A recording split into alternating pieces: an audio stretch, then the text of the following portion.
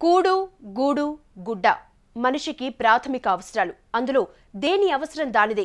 కానీ ప్రపంచం మొత్తం బెండయ్యేది తిండి కోసమే. కోటి విద్యలు కూటి కోసమే.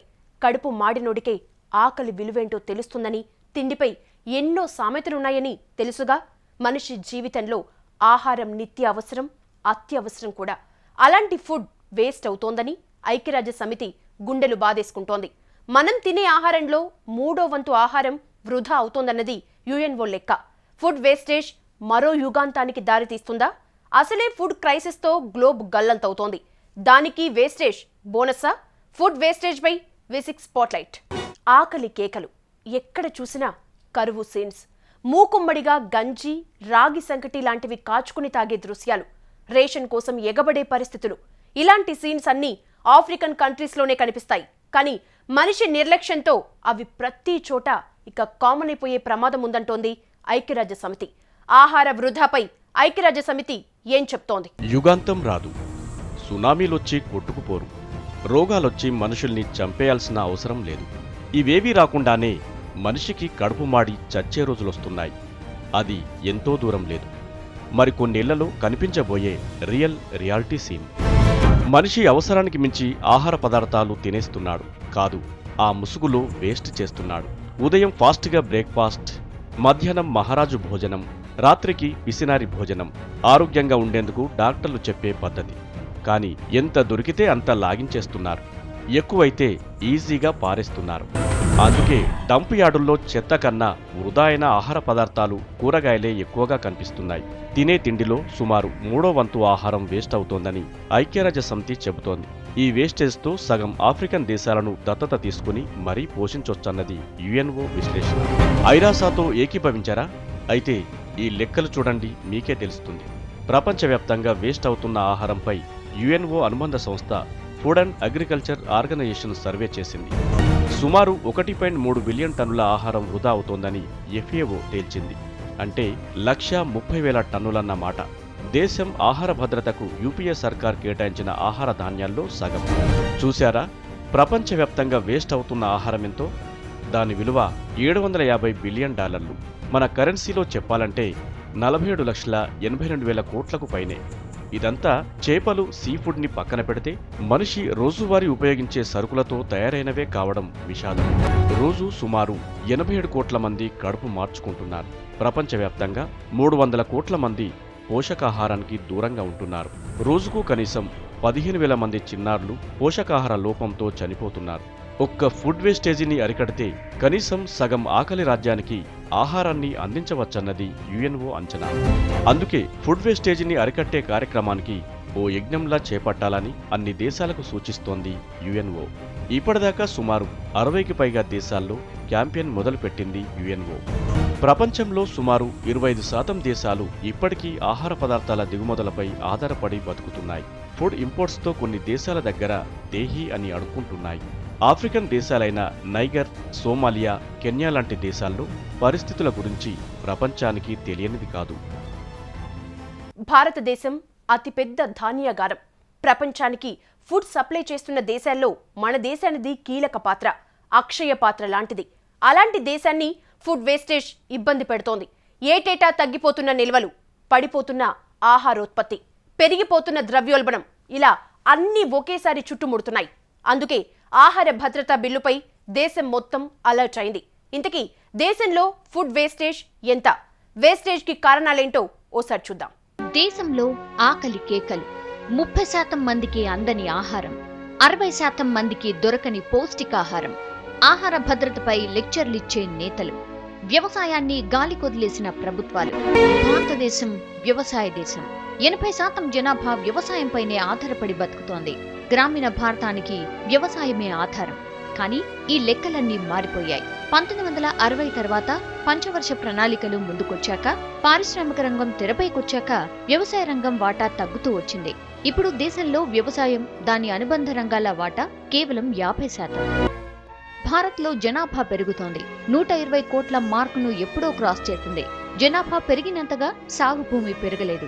వ్యవసాయంలో ఎక్కువ దిగుబడి కోసం ఎన్నో పద్ధతులొచ్చినా దేశ అవసరాలకు అవసరమైనంత వ్యవసాయం సాగవట్లేదు. ప్రపంచంలో అతిపెద్ద ధాన్యాగారాల్లో మన దేశానిది 3వ ప్లేస్. అమెరికా తర్వాత దాదాపు 40 కోట్ల ఎకరాల్లో వ్యవసాయం మన దేశంలో సాగవుతోంది. కానీ దేశ అవసరాలకు ఇది అస్సలు సరిపోవట్లేదు. వరి, గోధుమ, బార్లీ లాంటి పంటలతో పాటు సుగంధ ద్రవ్యాలు, పళ్ళు, పాడి పరిశ్రమ లాంటి వాటిలో దేశం చాలా వృద్ధి సాధించింది. కానీ హైబ్రిడ్ విత్తనాలు, నకిలీ ఎరువులు లాంటివి వ్యవసాయ రంగంలోకొచ్చాక భూమిలో సారం తగ్గిపోతోంది. అందుకే దిగుబడి అంతకంతకు పడిపోతోంది. సాగు భూమి విస్తీర్ణం పెరుగుతున్నా పంటలు మాత్రం పండట్లేదు. పండించిన ధాన్యాన్ని నిల్వ చేసేలా గ్రామ స్థాయిలోనే గిడ్డింగులు ఏర్పాటు చేస్తే బెటర్ అన్నది నిపుణుల సలహా. ఏళ్లుగా దీనిపై సలహాలిస్తున్న పాలకుల్లో చిత్తశుద్ధి లోపం దేశ భవిష్యత్కే శాపంగా మారింది. ఏటా 20 కోట్ల టన్నుల ఆహార ధాన్యాలతో పాటు 30 కోట్ల టన్నుల పండ్లు, కూరగాయలు ఉత్పత్తి అవుతున్నాయి. గోడౌన్లు, కోల్డ్ స్టోరేజ్ వ్యవస్థ లేకపోవడంతో 30% ఆహార పదార్థాలు వేస్ట్ అవుతున్నాయి. ఇవే కాదు, పంట పొలాల్లోంచి చిల్లర దుకాణాల్లోకొచ్చేసరికి ఆహార ధాన్యాలు మరింత చిక్కిపోతున్నాయి. వాటన్నిటినీ అరికడితే తప్ప పరిస్థితి మెరుగవదన్నది వ్యవసాయ నిపుణుల విశ్లేషణ. వీటికి తోడు వ్యవసాయం లాభసాటి కాదన్న ఒకే ఒక కాన్సెప్ట్ కాడి దించేస్తున్న రైతులు ఎందరో. పండించిన పంటకు సరైన దిగుబడి రాదు. చేతికొచ్చిన పంటపై దళారీ దందా చేస్తాడు. సర్కారు చూస్తూ ఊరుకుంటోంది. పంటకు గిట్టుబాటు ధర గురించి ఎంత తక్కువ మాట్లాడితే అంత బెటర్. ఈ పరిస్థితుల మధ్య లాభసాటి కాని వ్యవసాయం కన్నా చిన్న తరహా పరిశ్రమలు, సైడ్ బిజినెస్లపై దృష్టి సారిస్తున్నారు రైతులు. దేశంలో వాతావరణ పరిస్థితులపై నిపుణులే కాదు, ఎవరూ లెక్కలేని పరిస్థితులొచ్చాయి. ఊరించి ఉసూరుమనిపించే రుతుపవనాలు, పంట చేతికొచ్చే టైంలో హోరు వానలు, అవసరమైనప్పుడు కనిపించని చినుకులు. ఆకాశం వైపు, భూమి వైపు చూసి చూసి రైతు అలసిపోవడం తప్ప ఒక్క ఏడాదైనా పెట్టిన పెట్టుబడి చేతికొస్తుందన్న గ్యారెంటీ ఉండదు. అందుకే రైతు వ్యవసాయాన్ని వదిలేసి పక్కదారి పడుతున్నాడు. వలసలు పెరిగి పట్టణ జనాభా పెరుగుతోంది. ఇది మరో డేంజర్ కు దారితీస్తోంది. నిజానికి జీడీపీలో దేశానికొచ్చే ఆదాయం సగం వ్యవసాయం, దాని అనుబంధ రంగాల నుంచే. ఆర్థిక వ్యవస్థ బలోపేతానికి వ్యవసాయం ఎంతో మేలు చేస్తోంది. కానీ ఆ లెక్కలేవి పాలకులకు ఆనట్లేదు. అందుకే వ్యవసాయాన్ని నీరుగారుస్తూ వస్తున్నారు. రియల్ ఎస్టేట్ భూమి పేరుతో సాగు భూముల్ని కార్పొరేట్ చేతుల్లో పెడుతున్న పాలకులు రైతుల పొట్టకొట్టడంలో మాత్రం ఆరితేరిపోయారు. అందుకే అప్పుడప్పుడు రైతుల నుంచి తీవ్ర ప్రతిఘటనలు ఎదుర్కోక తప్పడం లేదు. సునామీలు, భూకంపాలు, యుగాంతాలు, రోగాలు ఏవి అక్కర్లేదు. జస్ట్ ఆకలితో అలమటించే రోజులు దగ్గరపడ్డాయి. మనిషి అత్యాసే అతనికి పెద్ద శత్రువుగా మారిపోతోంది. అగ్రదేశాల ఆకలి పేద దేశాల పాలిట శాపంగా మారుతోంది. ఇంతకీ ఫుడ్ వేస్టేజ్ను అరికట్టేదెలా? ఆహార సంక్షోభాన్ని అధిగమించాలంటే ఏం చెయ్యాలి? ప్రపంచవ్యాప్తంగా ఉత్పత్తైన ఆహార పదార్థాల్లో 1/3 పారేయటమో లేక వృధాగా అవటమో జరుగుతోందని ఫుడ్ అండ్ అగ్రికల్చర్ ఆర్గనైజేషన్ తేల్చింది. అలాగే ఆహారాన్ని ఉత్పత్తి చేయడానికి ఉపయోగిస్తున్న సహజ వనరుల వృధా కూడా మరో పెద్ద సమస్య అన్నది దాని విశ్లేషణ. పారిశ్రామిక దేశాల్లో ఈ ఆహార పదార్థాల వృధా విలువ సుమారుగా $750 బిలియన్. మన కరెన్సీలో దాని విలువ సుమారు 50 లక్షల కోట్లు. ఇందులో కేవలం అభివృద్ధి చెందుతున్న దేశాల్లో జరుగుతున్న వేస్టేజ్ సగానికి పైనే. అమెరికా, బ్రిటన్, ఫ్రాన్స్, రష్యా లాంటి అగ్రరాజ్యాలతో పాటు యూరప్ దేశాల్లో దాదాపు $400 బిలియన్ విలువ చేసే ఫుడ్ వేస్ట్ అవుతోందన్నది FAO అంచనా. ఆహార పదార్థాల వృధాను అరికట్టేందుకు సేవ్ ఫుడ్ పేరుతో ఓ కార్యక్రమం ఏటా ప్రపంచవ్యాప్తంగా నిర్వహిస్తోంది UNO. ఆ స్ఫూర్తితో దాదాపు 22 దేశాలు ఆహార భద్రతా చట్టాలను అమలు చేస్తున్నాయి. ఒక్క అమెరికాలోనే క్వాలిటీ ఫుడ్ పేరుతో 300 ఆహారాన్ని వేస్ట్ చేస్తున్నారు. ఆర్గానిక్, హైజెనిక్ ఫుడ్ పేరుతో చాలా వరకు వేస్ట్ అవుతోందిక్కడ. ఫుడ్ వేస్టేజ్ ప్రపంచాన్ని పట్టిపీడిస్తున్న సమస్య. ఒక్క మన దేశంలోనే ఏటా దాదాపు 50,000 కోట్ల రూపాయల ఆహారం చెత్త కుప్పల పాలవుతోంది. దాన్ని కంట్రోల్ చేసి పేదలకు పంచితే దేశంలో సగం దరిద్రం మాయమయ్యేదని వరల్డ్ హెల్త్ ఆర్గనైజేషన్ ఎప్పుడో తేల్చి చెప్పింది. ఒక్క మన దేశంలోనే 50,000 కోట్ల రూపాయల ఫుడ్ వేస్టేజ్ జరుగుతుందంటే ఇక వరల్డ్ వైడ్గా జరిగే వేస్టేజ్ ఎంతో ఊహించడం కష్టమేం కాదు. ఈ వేస్టేజ్తో కటిక దారిద్ర్యాన్ని అనుభవిస్తున్న సగం ఆఫ్రికన్ కంట్రీస్ను దత్తత తీసుకుని మరీ పోషించొచ్చని WHO తేల్చి చెప్పింది. ప్రపంచ ఆహార కొరత తీరాలంటే వ్యవసాయాన్ని ప్రోత్సహించడం తప్ప మరో మార్గం లేదు. భూ సంస్కరణల ద్వారా, ప్రభుత్వ మద్దతు ద్వారా, కార్పొరేట్, బహుళజాతి సంస్థల పెట్టుబడుల నుండి రక్షణ కల్పించడం లాంటి చర్యలతో అగ్రికల్చర్ను గాడిలో పెట్టాలి. దిగుబడులు పెంచడం, నీరు, పోషక పదార్థాల లభ్యత, గిట్టుబాటు ధరల ద్వారా రైతులకు ఆదాయం పెరగాలని జాతీయ రైతు విధానం చెబుతోంది. సాంకేతిక విజ్ఞానం, ప్రభుత్వం, రైతుల్లో ఉత్సాహం కలగలిసి 1960లో హరిత విప్లవం పుట్టుకొచ్చింది. దేశమంతా దాన్ని అమలు చేశారు. నీరుగారిన వ్యవసాయ రంగం మళ్లీ హరిత విప్లవం రోజుల్ని సంతరించుకోవాలని కోరుకుంటున్నారంతా. చిన్న కమతాల నిర్వహణలో విప్లవం తీసుకురావాల్సిన అవసరం చాలా ఉందంటున్నారు నిపుణులు.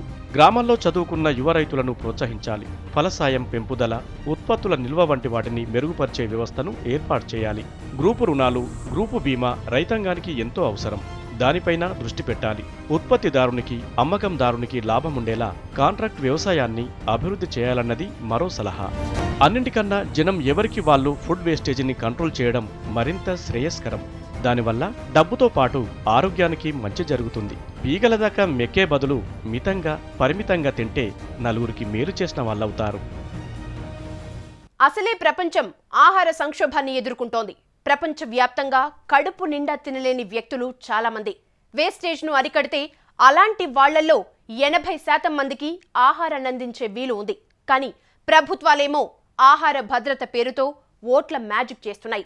ఈ పరిస్థితి మారేదెప్పుడు? దేశాన్ని పోషక ఆహార లోపం నుంచి బయట పడేసేదెప్పుడు? చెత్త కుప్పలపై పాడైపోయిన ఆహార పదార్థాల్ని ఏరుకుని తినే వీధి బాలల్ని చూసుంటారు. ఒక్క బన్ను కోసం కొట్టుకున్న ఆర్టిస్టులను సినిమాల్లో చూసుంటారు. అక్కడక్కడ ఎప్పుడో ఓసారి మాత్రమే కనిపించి ఉంటాయి అలాంటి సీన్స్. కానీ మరికొన్నేళ్లలో అవే ప్రాక్టికల్ సీన్స్ కాబోతున్నాయి. అవన్నీ మరికొన్నేళ్లలో ప్రపంచానికి పరిచయం కాబోతున్నాయి. ఆఫ్రికన్ కంట్రీస్లో అక్కడక్కడ మనుషుల్ని సాటి మనుషులు పీక్కు తింటారని వినే ఉంటారు. రాబోయే ఫుడ్ క్రైసిస్ మనుషుల్ని ఇలాగే తయారు చేస్తుందని కొత్త లాజిక్ చెబుతున్నారు. జింబాబ్వేలో ఆహార సంక్షోభం ఇప్పటికీ తేలలేదు. ఒక్క రోటీ కోసం కోట్లు ఖర్చు పెట్టాల్సి వచ్చింది వాళ్లకు. అంతేనా, ఆహార ద్రవ్యోల్బణం ఏళ్లపాటు పట్టి పీడించింది. ఇప్పటికీ పరిస్థితుల్లో మార్పు రాలేదు. అలాంటి పరిస్థితే అన్ని దేశాల్లో రావచ్చన్నది ఓ అంచనా. ఇప్పటికే సుమారు 30 దేశాల్లో తిండి కోసం జనం కొట్టుకు చస్తున్నారు. వాటి సంఖ్య మరింత పెరగొచ్చంటున్నారు.